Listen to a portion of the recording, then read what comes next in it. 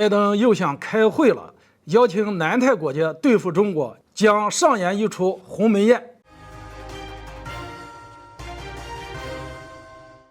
大家好，我是肖云华，欢迎收看云华观点。今天我们聊聊美国高官出访，拉拢南太岛国，非要拿中国说事儿，一个只会喊口号，一个却用实际行动援助。白宫摆出的鸿门宴，谁会去赴宴呢？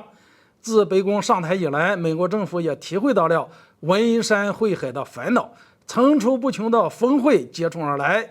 近日就有消息传出，拜登又想召开峰会了。据观察者网报道，在南太岛国访问的美国常务副国务卿舍曼透露，美国总统拜登将邀请南太地区国家领导人参加峰会，喊称这将是一次历史性的机会。而为了吸引南太岛国参会，舍曼更是宣称汤加等国应该自己掌控未来，而不是依靠中国和其他国家，让人听了只感觉到一头雾水。按理说，舍曼邀请南太国家去参加美国的峰会，跟中国根本扯不上边儿，但美国偏偏喜欢拿中国来做注脚。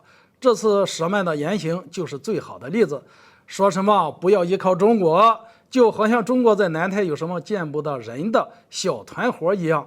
不过仔细的想一想，这不正是白宫的一贯作风吗？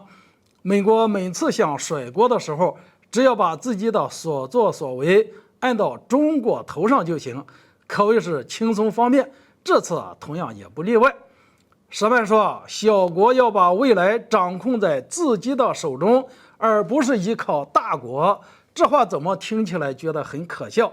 难道不是美国部署了遍布全球的军事基地吗？不是美国时不时的用美元来割其他国家的羊毛吗？美国靠着军事优势和经济手段，或者拉拢，或者是胁迫他国站队，如今却鼓励南太岛国自立自强，难道你美国改邪归正了吗？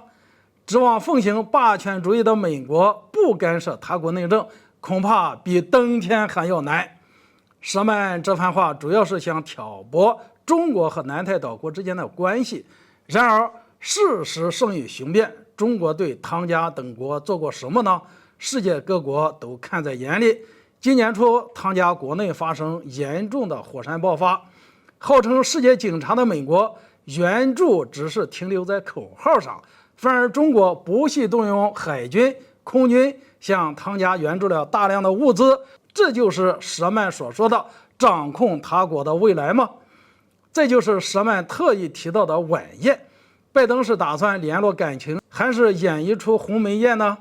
从今年看来美国高层倾巢而出，包括副总统、国务卿纷纷奔赴南太各国访问。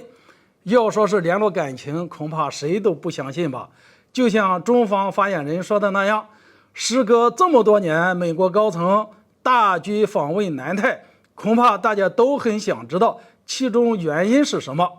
布林肯时隔37年后首次访问南太的美国国务卿哈里斯宣称要重开所罗门群岛的大使馆，已经关闭了长达29年了。